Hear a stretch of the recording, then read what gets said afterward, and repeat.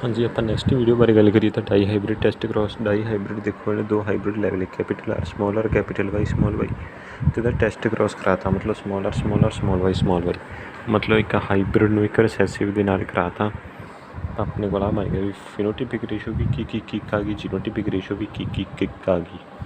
ਤਾਂ test cross ਦਾ significance ਕੀ ਹੈ? To know the genotype of dominant phenotype. ਕਹਿੰਦੇ ਟੈਸਟ ਕ੍ਰੋਸ ਦੇ ਨਾਲ ਆਪਾਂ ਡੋਮੀਨੈਂਟ ਫਿਨੋਟਾਈਪ ਦਾ ਜੀਨੋਟਾਈਪ ਦੇਖ ਲੈਂਦੇ ਹਾਂ, ਠੀਕ ਹੈ ਨਾ। ਹੁਣ ਜੇ ਕੋਈ ਟੋਲ ਹੈ ਤਾਂ ਆਪਾਂ ਨੂੰ ਥੋੜ੍ਹੀ ਨਾ ਪਤਾ ਵੀ ਉਹ ਕੈਪੀਟਲ ਟੀ ਹੈ ਜਾਂ ਕੈਪੀਟਲ ਟੀ ਸਮੋਲ ਟੀ, ਪਰ ਜੇ ਆਪਾਂ ਉਹਨੂੰ ਟੈਸਟ ਕ੍ਰੋਸ ਕਰਾ ਦਾਂਗੇ ਜੇ ਮਤਲਬ ਜੇ ਦੋਨੇ ਰਿਸੈਸਿਵ, ਜੇ ਤਾਂ ਵੀ ਦੋਨੇ ਰਿਸੈਸਿਵ ਨਾਲ ਜੇ ਕਰਾਵਾਂਗੇ, ਜੇ ਤਾਂ ਹਰ ਵਾਰ ਟੋਲ ਆ ਰਿਹਾ ਤਾਂ ਮਤਲਬ ਉਹ ਕੈਪੀਟਲ ਟੀ ਜੇ ਅਤੇ ਜੇ ਅੱਧੇ ਟੋਲ ਅੱਧੇ ਡਵਾਰਫ ਆ ਰਿਹਾ ਤਾਂ ਉਹ ਮਤਲਬ ਹੈਟਰੋਜ਼ਾਈਗਸ ਟੋਲ ਸੀਗਾ। ਇਹੀ ਇਹਨਾਂ ਨੇ ਕਿਹਾ। ਅੱਗੇ ਜੇ ਗੱਲ ਕਰੀਏ result of test cross, all dominant progenies, it means the dominant plant is homozygous dominant. Result of test cross, ਜੇ ਕਹਿੰਦਾ ਸਾਰੀਆਂ ਡੋਮੀਨੈਂਟ ਪ੍ਰੋਜਨੀਜ਼ ਨੇ ਤਾਂ ਇਹਦਾ ਮਤਲਬ ਜਿਹੜਾ ਡੋਮੀਨੈਂਟ ਪਲਾਂਟ ਸੀਗਾ ਉਹ ਹੋਮੋਜ਼ਾਈਗਸ ਡੋਮੀਨੈਂਟ ਹੈ। ਜੇ ਇੱਕ ਦੀ ਰੇਸ਼ੋ ਹੈ ਤਾਂ ਆਪਾਂ ਉਹ ਹੈਟਰੋਜ਼ਾਈਗਸ ਡੋਮੀਨੈਂਟ ਹੈ।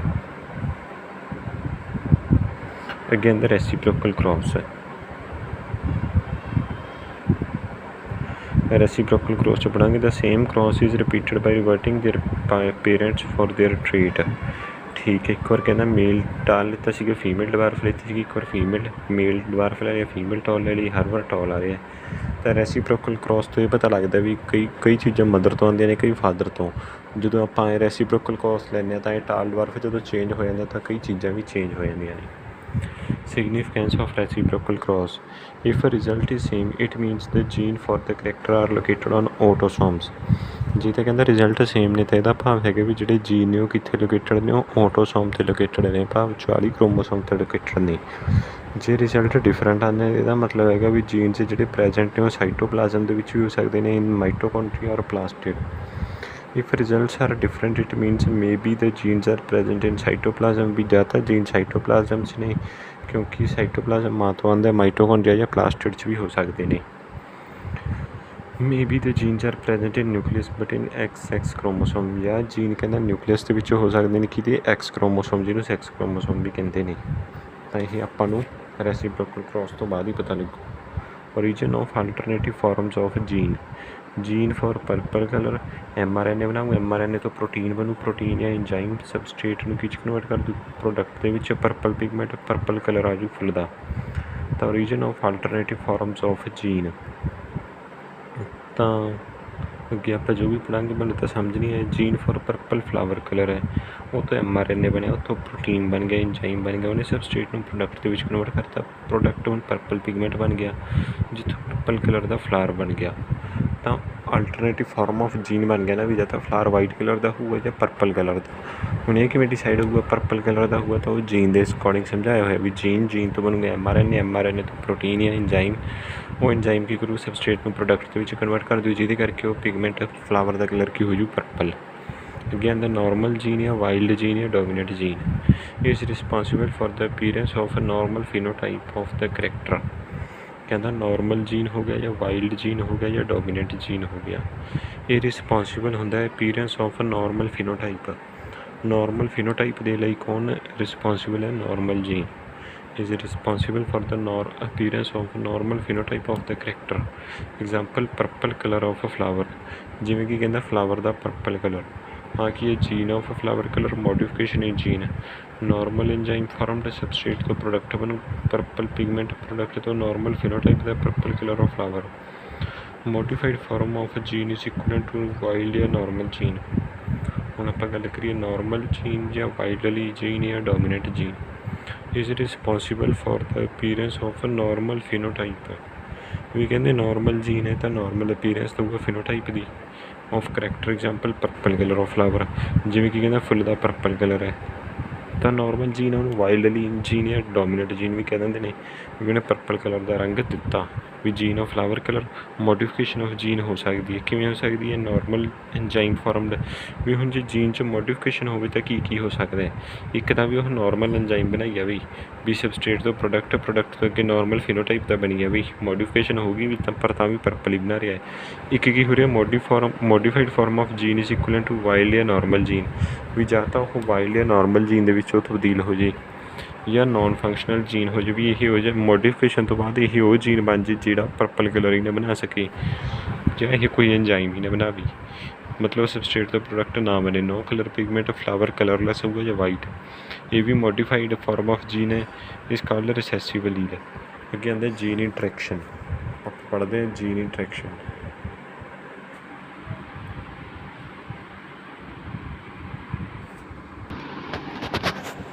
ਜੀਨ ਇੰਟਰੈਕਸ਼ਨ ਦੀ ਗੱਲ ਕਰੀਏ ਤਾਂ ਕਹਿੰਦਾ ਅਲੀਲਿਕ ਜੀਨ ਇੰਟਰੈਕਸ਼ਨ ਵੀ ਹੋ ਸਕਦਾ ਹੈ, non allelic gene interaction. Allelic gene interaction 'ਚ ਤਾਂ ਹੋਊਗਾ ਇਨਕੰਪਲੀਟ ਡੋਮੀਨੈਂਸ। ਇਨਕੰਪਲੀਟ ਡੋਮੀਨੈਂਸ ਨੂੰ ਡਿਸਕਵਰ ਕੀਤਾ ਸੀ ਕੋਰਨਸ ਨੇ। ਇਨਕੰਪਲੀਟ ਡੋਮੀਨੈਂਸ ਨੂੰ discovered by Correns, none of the above allele is completely dominate. Incomplete dominance ਕੀ ਹੁੰਦਾ ਵੀ ਕੋਈ ਵੀ ਨਨ ਆਫ ਦਾ ਅਬਵ ਅਲੀਲ, ਕੋਈ ਵੀ ਉੱਪਰਲੀ ਅਲੀਲ ਡੋਮੀਨੇਟ ਨਹੀਂ ਹੁੰਦੀ। F1 does not resemble to any of them but appear to be intermediate between them। Incomplete ਹੈ ਨਾ ਯਾਰ, ਇੱਕ ਰੈੱਡ ਲਵਾਂਗੇ ਇੱਕ ਵਾਈਟ ਲਵਾਂਗੇ ਤਾਂ ਜਿਹੜਾ ਜਵਾਕ ਉਹ ਪਿੰਕ ਬਣ ਜੂਗਾ, ਤਾਂ ਉਹ ਇਨਕੰਪਲੀਟ ਡੋਮੀਨੈਂਸ ਹੈ। ਇਨਕੰਪਲੀਟ ਡੋਮੀਨੈਂਸ ਨੂੰ ਡਿਸਕਵਰ ਕੀਤਾ ਕੋਰਨ ਨੇ। ਇਹਦੇ ਵਿੱਚ ਕੀ ਹੈ, none of the above allele is completely dominate, ਵੀ ਕੋਈ ਵੀ ਅਲੀਲ ਕੰਪਲੀਟਲੀ ਡੋਮੀਨੇਟ ਨਹੀਂ ਹੋਊਗੀ। F1 gene does not resemble to any of the parent but appear to be the intermediate। F1 ਜਿਹੜੀ ਜੀਨ ਆ ਉਹ ਰਿਜ਼ੈਂਬਲ ਨਹੀਂ ਕਰਦੀ ਕਿਸੇ ਪੇਰੈਂਟ ਨੂੰ, ਪਰ ਉਹ ਦੋਨਾਂ ਦਾ ਇੰਟਰਮੀਡੀਏਟ ਹੋਊਗਾ। ਆਲਸੋ ਨੋਨ ਐਜ਼ ਦ ਬਲੈਂਡਿੰਗ ਇਨਹੈਰੀਟੈਂਸ, ਓਨਲੀ ਫਿਨੋਟਿਪਿਕਲੀ ਬਲੈਂਡਿੰਗ ਅਕਰ। ਇਹਨੂੰ ਬਲੈਂਡਿੰਗ ਇਨਹੈਰੀਟੈਂਸ ਵੀ ਕਹਿੰਦੇ ਨੇ। ਬਲੈਂਡ ਦਾ ਭਾਵ ਹੁੰਦਾ ਮਿਕਸ ਹੋਣਾ। ਹੁਣ ਇਹ 'ਚ ਰੈੱਡ ਅਤੇ ਵਾਈਟ ਮਿਕਸ ਹੋ ਕੇ ਪਿੰਕ ਬਣ ਗਿਆ ਨਾ, ਤਾਂ ਕਰਕੇ ਇਹਨੂੰ ਬਲੈਂਡਿੰਗ ਇਨਹੈਰੀਟੈਂਸ ਵੀ ਕਹਿੰਦੇ ਨੇ। ਇਨਕੰਪਲੀਟ ਡੋਮੀਨੈਂਸ ਨੂੰ ਬਲੈਂਡਿੰਗ ਇਨਹੈਰੀਟੈਂਸ ਵੀ ਕਹਿੰਦੇ ਨੇ। ਜਿਵੇਂ ਕਿ ਕਹਿੰਦਾ ਫਲਾਵਰ ਕਲਰ ਇਨ ਐਂਟੀਰਾਈਨਮ, ਫਲਾਵਰ ਕਲਰ ਇਨ ਐਂਟੀਰਾਈਨਮ। ਇਨਕੰਪਲੀਟ ਡੋਮੀਨੈਂਸ ਦੀ ਐਗਜ਼ਾਮਪਲ ਕੀ ਹੈ, flower colour in ਐਂਟੀਰਾਈਨਮ, flower colour in ਮਿਰਾਬਿਲਿਸ ਜਾਲਪਾ, flower colour in ਐਂਟੀਰਾਈਨਮ, flower colour in ਐਂਟੀਰਾਈਨਮ, flower colour in ਮਿਰਾਬਿਲਿਸ ਜਾਲਪਾ। ਅਤੇ ਫੈਦਰ ਕਲਰ ਇਨ ਐਂਡੂਲੇਸ਼ਨ ਫਾਊਲ, ਫੈਦਰ ਕਲਰ ਇਨ ਐਂਡੂਲੇਸ਼ਨ foul. ਤਾਂ incomplete dominance ਦੇ 3 ਐਗਜ਼ਾਮਪਲਾਂ ਨੇ, feather colour in ਐਂਡੂਲੇਸ਼ਨ foul, flower colour in ਮਿਰਾਬਿਲਿਸ ਜਾਲਪਾ ਅਤੇ flower colour ਇਨ ਐਂਟੀਰਾਈਨਮ। ਅਤੇ incomplete dominance ਉਸ ਤੋਂ ਬਾਅਦ ਆਉਂਦਾ ਫਲਾਵਰ ਕਲਰ ਇਨ ਮਿਰਾਬਿਲਿਸ। ਮਿਰਾਬਿਲਿਸ ਦੇ ਵਿੱਚ ਕਹਿੰਦਾ ਫਲਾਵਰ ਕਲਰ ਕਿਵੇਂ ਹੁੰਦਾ ਵੀ ਇਹ capital R red, small R white ਹੈ। ਇਹਦੋਂ ਬਣੂਗਾ ਗਮੀਟ ਕੈਪੀਟਲ ਆਰ, ਇਹ ਤੋਂ ਗਮੀਟ ਬਣੂਗਾ ਸਮਾਲ ਆਰ। ਕੈਪੀਟਲ ਆਰ ਅਤੇ ਸਮਾਲ ਆਰ ਬਣਨਗੇ ਪਿੰਕ। ਪਿੰਕ ਦੀ ਜਿਹਨਾਂ ਨੇ ਸੈਲਫਿੰਗ ਕਰਵਾਈ ਤਾਂ 1:1 ਦੀ ਰੇਸ਼ੋ ਆ ਜਾਵੇ, 1 ਰੈੱਡ 2 ਪਿੰਕ 1 ਵਾਈਟ। ਇਹ ਜੀਨੋਟਿਪਿਕ ਰੇਸ਼ੋ ਵੀ 1:1 ਆ ਗਈ। Incomplete dominance is seen due to quantitative character. Incomplete dominance ਕਿਹਦੇ ਕਰਕੇ ਸੀਨ ਹੁੰਦੀ ਹੈ, ਕੁਆਂਟੀਟੇਟਿਵ, ਮਤਲਬ ਜੇ ਮਾਤਰਾ ਜ਼ਿਆਦਾ ਕੈਪੀਟਲ ਆਰ ਹੈਗਾ ਤਾਂ ਰੈੱਡ, ਕੈਪੀਟਲ ਆਰ 2 ਆ ਗਏ ਤਾਂ ਰੈੱਡ, ਕੈਪੀਟਲ ਆਰ 1 ਹੈ ਤਾਂ ਪਿੰਕ, ਜੇ ਕੈਪੀਟਲ ਆਰ 1 ਵੀ ਨਹੀਂ ਹੈਗਾ ਤਾਂ ਵਾਈਟ। ਤਾਂ ਮਾਤਰਾ ਕੈਪੀਟਲ ਆਰ ਦੀ ਮਾਤਰਾ 'ਤੇ ਡਿਪੈਂਡ ਕਰਦਾ, ਜੋ ਜ਼ਿਆਦਾ ਨੰਬਰ 'ਚ ਹੈ ਤਾਂ ਕਲਰ ਜ਼ਿਆਦਾ ਹੈ। ਤਾਂ ਉਰੇ ਜਿਹੜੀ ਇਨਕੰਪਲੀਟ ਡੋਮੀਨੈਂਸ ਉਹ ਕਿਹਦੇ ਕਰਕੇ ਹੈਗੀ, ਉਹ ਕੁਆਂਟੀਟੇਟਿਵ ਕਰੈਕਟਰ ਕਰਕੇ ਹੈ। Incomplete dominance is due to quantitative character. Character 2 ਤਰ੍ਹਾਂ ਦੇ ਹੁੰਦੇ ਨੇ, ਇੱਕ ਕੁਆਲੀਟੇਟਿਵ ਕਰੈਕਟਰ, ਇੱਕ ਹੁੰਦੇ ਨੇ ਕੁਆਂਟੀਟੇਟਿਵ ਕਰੈਕਟਰ। ਕੁਆਲੀਟੇਟਿਵ ਕਰੈਕਟਰ 'ਚ ਕੀ ਹੁੰਦਾ, expression of trait does not depend on the number of dominant allele present in the genotype. Qualitative ਦੇ ਵਿੱਚ ਨੰਬਰ 'ਤੇ ਡਿਪੈਂਡ ਨਹੀਂ ਕਰਦਾ। ਕੈਪੀਟਲ ਟੀ ਵੀ ਟੋਲ ਹੈ, ਕੈਪੀਟਲ ਟੀ ਸਮਾਲ ਟੀ ਵੀ ਟੋਲ ਹੈ। Intermediate forms are not formed. ਇਹਦੇ ਵਿੱਚ ਐਂ ਨਹੀਂ ਹੈਗਾ ਵੀ ਕੋਈ ਇੱਕ ਜਾਂ ਤਾਂ ਲੰਬਾ ਹੋਊਗਾ ਜਾਂ ਛੋਟਾ ਹੋਊਗਾ, ਕੋਈ ਵਿੱਚ ਵਿਚਾਲੇ ਦਾ ਨਹੀਂ ਹੁੰਦਾ। ਪਲਾਂਟ ਹਾਈਟ ਇਨ ਪੀ ਪਲਾਂਟ, ਐਗਜ਼ਾਮਪਲ ਕੀ ਹੈ, ਪਲਾਂਟ ਹਾਈਟ ਇਨ ਪੀ ਪਲਾਂਟ ਵੀ ਜਾਂ ਤਾਂ ਟਾਲ ਹੋਊਗਾ ਜਾਂ ਡਵਾਰਫ ਹੋਊਗਾ। ਟਾਲ ਦੇ 2 ਨੇ, ਕੈਪੀਟਲ ਟੀ ਹੈ, capital T small T.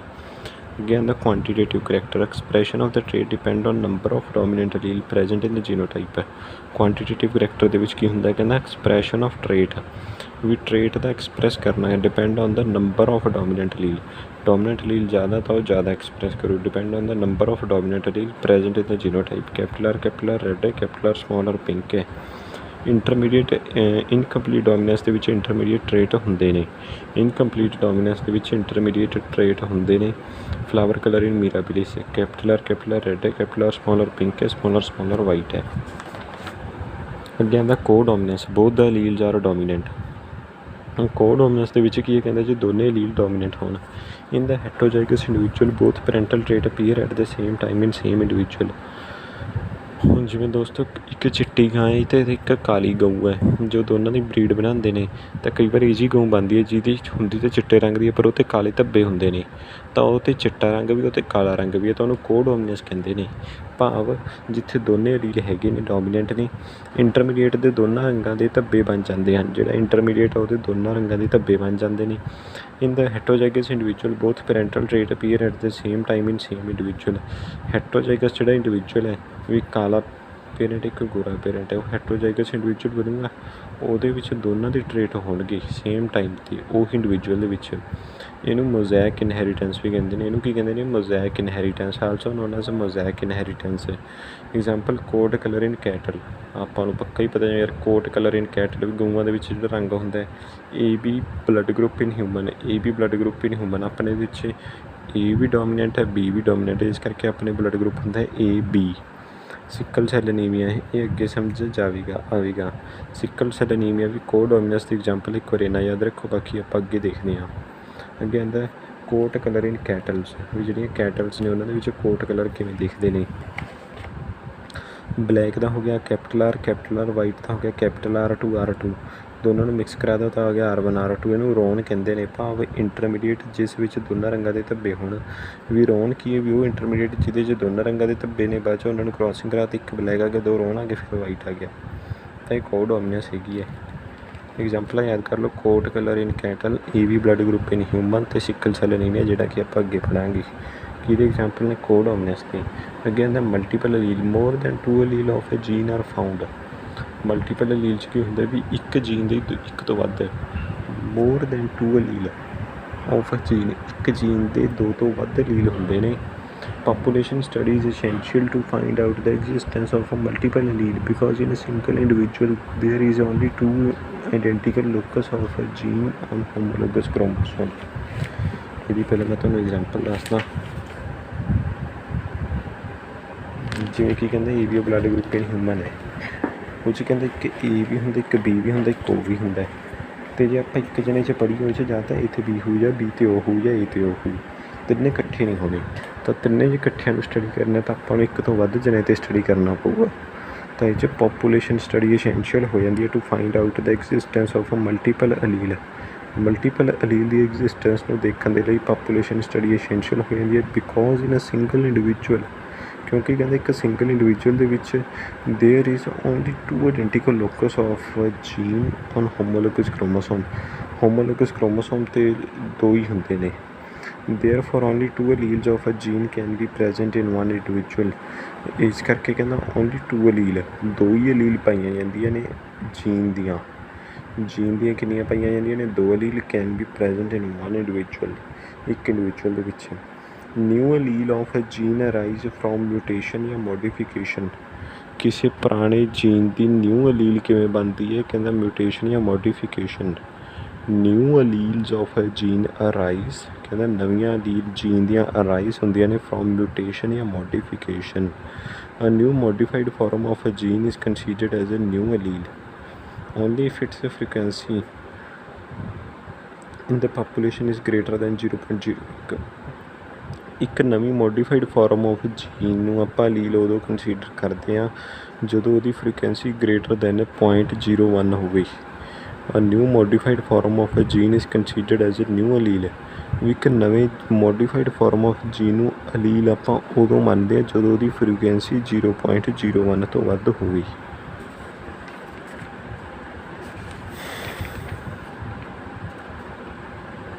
New alleles of a jean, ਨਵੀਆਂ ਅਲੀਲ ਕਿੱਥੋਂ ਰਾਈਜ਼ ਹੁੰਦੀਆਂ ਨੇ? ਮਿਊਟੇਸ਼ਨ ਜਾਂ ਮੋਡੀਫਿਕੇਸ਼ਨ ਤੋਂ। A B O blood group in human ਵਾਸਤੇ 3 ਅਲੀਲ ਨੇ, ਕੋਟ ਕਲਰ ਇਨ ਰੈਬਿਟ ਵਾਸਤੇ 4 ਅਲੀਲ ਨੇ। A B O blood group in human ਦੇ ਵਿੱਚ A B O blood group ਦੇ ਲਈ ਕਿੰਨੀਆਂ ਅਲੀਲ ਨੇ? 3। ਕੋਟ ਕਲਰ ਇਨ ਰੈਬਿਟ ਦੇ ਲਈ ਕਿੰਨੀਆਂ ਨੇ? 4 ਅਲੀਲ। ਟਾਈਪਸ ਆਫ ਜੀਨੋਟਾਈਪ ਦੇਖਦੇ ਨੇ n×n+1/2। ਫਾਰਮੂਲਾ ਯਾਦ ਹੈ ਫਿਰ n = ਨੰਬਰ ਆਫ ਅਲੀਲਸ। ਜੀਨੋਟਾਈਪ ਕਿਵੇਂ ਦੇਖਦੇ ਨੇ? n×n+1/2। ਮੈਂ ਪੇਜ ਫੁੱਲ ਕਰ ਦੇਣਾ, ਬਾਅਦ 'ਚ ਮੈਂ ਕਾਪੀ 'ਤੇ ਲਿਖ ਲੂँਗਾ। ਫਾਰਮੂਲਾ ਇੰਪੋਰਟੈਂਟ ਹੈ, ਤੁਸੀਂ ਵੀ ਆਪਦੀ ਕਾਪੀ 'ਤੇ ਇੱਕ ਲਿਖਦੇ ਜਾਓ, ਕਦੇ ਲੋੜ ਪੈ ਜਾਂਦੀ ਹੈ। ਹੁਣ ਆਈ ਜੀਨ ਹੈ, n ਕੀ ਹੋ ਜੂਗਾ ਰੇ? 3 × 4/2 12/2 6। आई जीन है, gene from human blood group allele जाइए आई बी आई नॉट या आई, ये दोनों डोमिनेट है, रिसेसिव है। तो ये जीनोटाइप बन गई ज़्यादा आई है तो फिनोटाइप है एंटीजन, उत्थे एंटीजन होगा स्मॉल ए तो एंटीजन होगा स्मॉल बी, तो एंटीजन ओ ब्लड ग्रुप हो गया, ये ओ ब्लड ग्रुप तो कोई एंटीजन नहीं है, तो ये दोनों एंटीजन ने। एग्जाम्पल ऑफ कोडोमिनस, ये कोडोमिनस की एग्जाम्पल है। याद रखो एंटीजन एंटीबॉडी ਆਪਾਂ ਨੂੰ ब्लड ग्रुप ਵਿੱਚ भी हेल्प करता है। आई है ਜਿਹੜਾ ए ब्लड ग्रुप ਉਹਨਾਂ 'ਚ एंटीजन ए है, ਜਿਹੜਾ बी ब्लड ग्रुप ਉਹ 'ਚ एंटीजन बी है, तो ਜਿਹੜਾ ओ ब्लड ग्रुप ਉਹ 'ਚ कोई एंटीजन नहीं हैगा, कोई एंटीजन नहीं हैगा, इस करके ਉਹ 'ਚ कोई एंटीबॉडी नहीं बनती, इस करके ਉਹਨੂੰ यूनीवर्सल डोनर ਕਹਿੰਦੇ ਨੇ ਵੀ ਉਹ हर एक ਕਿਸੇ ਨੂੰ ब्लड ਦੇ ਸਕਦੇ। जद कि आई बी ਦੇ ਵਿੱਚ ਦੋਨੇ ਨੇ, ए भी है बी भी है, ਜਿਹਦੇ ਕਰਕੇ ਉਹਦੇ ਵਿੱਚ एंटीजन ए ਤੇ बी ਬਣ ਜਾਂਦੇ ਨੇ, ਜਿਹਦੇ ਕਰਕੇ ਉਹ ਕਿਸੇ ਨੂੰ ਵੀ ब्लड नहीं ਦੇ ਸਕਦਾ, ਉਹ ਸਿਰਫ ਬਲੱਡ ਲੈ ਸਕਦਾ, ਇਸ ਕਰਕੇ ਉਹਨੂੰ ਯੂਨੀਵਰਸਲ ਰਿਸੈਪਟਰ ਕਹਿੰਦੇ ਨੇ। What will be the phenotypic ratio of F2 generation in a dihybrid cross in which liquid.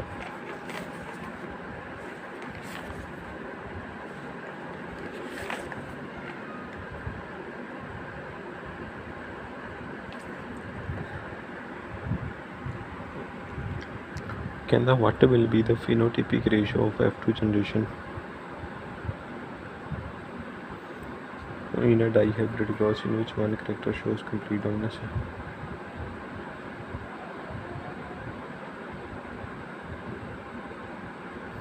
चलो दोस्तों बस बहुत है, बाकी कल ही बनावांगे।